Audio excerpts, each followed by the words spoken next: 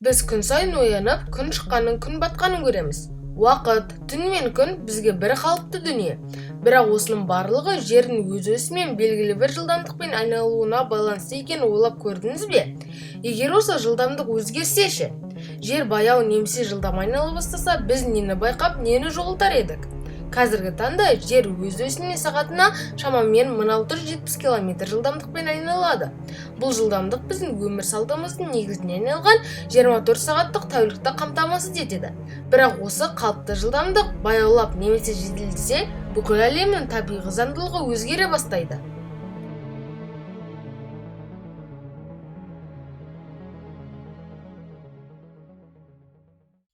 Ең алдымен егер жер баяу айнала бастаса, бір тәуліктің ұзақтығы артады, яғни күн ұзарады, сонымен бірге түн де ұзарады. Бұл жай ғана уақыт өзгерісі емес, табиғаттағы барлық тіршілік иелері жарық пен қараңғылыққа бейімделген. Ұзақ күндер өсімдіктерге зиян келтіруі мүмкін. Жоғары температурамен тікелей күн сәулесінде тұрған кей өсімдіктерді күйдіріп жібереді. Ал ұзақ түндер керісінше фотосинтез процесін баяулатып, бұл олардың өсуіне әсер етеді.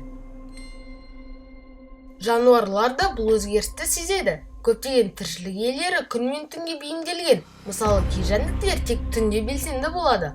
Егер түн тым ұзаққа созылса, олардың әрекеті артып, популяция көбейіп кетуі мүмкін. Ал күндіз белсенді жыртқыштар ұзақ жарыққа тамақ іздеуін көбейтіп, экожүйе теңгерімін бұзады. Егер жер керісінше жылдамырақ айнала бастаса, онда бір тәулік қысқарады. Бұл күн, мысалы 18 немесе 12 сағатқа созылуы мүмкін. Бұл дегеніміз күн мен түн тез алмасады. Мұндай өзгеріске адамның биологиялық сағаты бейімделе алмай қиналады. Ұйқы режимі бұзылады, адамдар шаршап, жүйке жүйесі әлсірейді. Бұл өнімділікке, денсаулыққа және жалпы қоғамдық көңіл күйге әсер етуі мүмкін. Жердің жылдам айналуы тек уақытпен шектелмейді, центрифугалық күш артады. Бұл не деген сөз?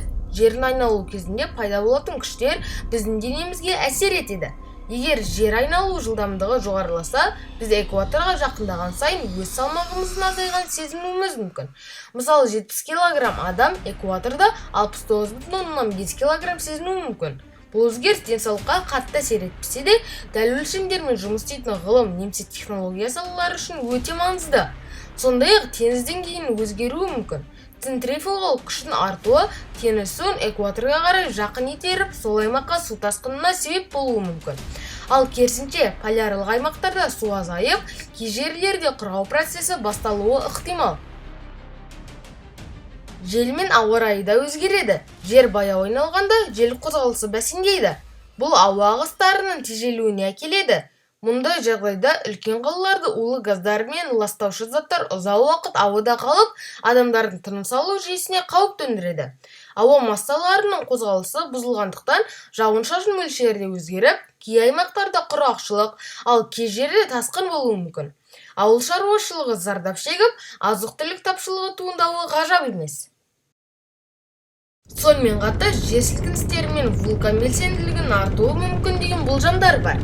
Жердің айналу жылдамдығы тек атмосфераға ғана емес, ішкі құрылымына да әсер етуі ықтимал. Әсіресе жылдам айналу кезінде ядро мен мантия арасындағы байланыс күшейіп, қозғалыстар жиілейді деген гипотезалар бар. Бұның барлығы тек физикалық немесе табиғи құбылыстар емес.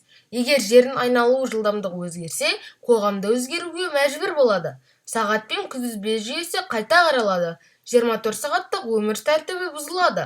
Адамдар жаңа уақыт өлшемдеріне бейімделуі қажет болады. Бұл психологиялық, әлеуметтік және мәдени тұрғыдан да үлкен сын.